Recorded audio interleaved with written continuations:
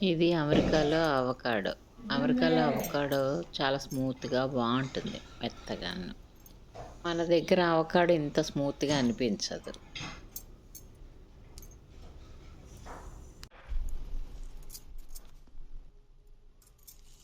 అవకాడోలో onion, పచ్చిమిర్చి, ఉప్పు, కారం అన్నీ కలిపి పేస్ట్ చేస్తున్నాను.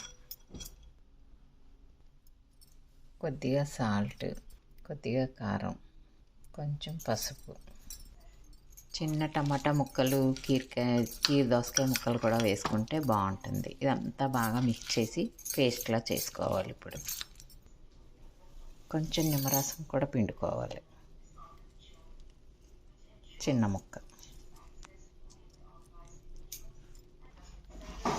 ఈ అవకాడో పేస్ట్లో నిమ్మరసం పిండుకున్నాక బాగా కలిపి పెట్టి ఈ చిప్స్తోనే తినాలి. ఈ చిప్స్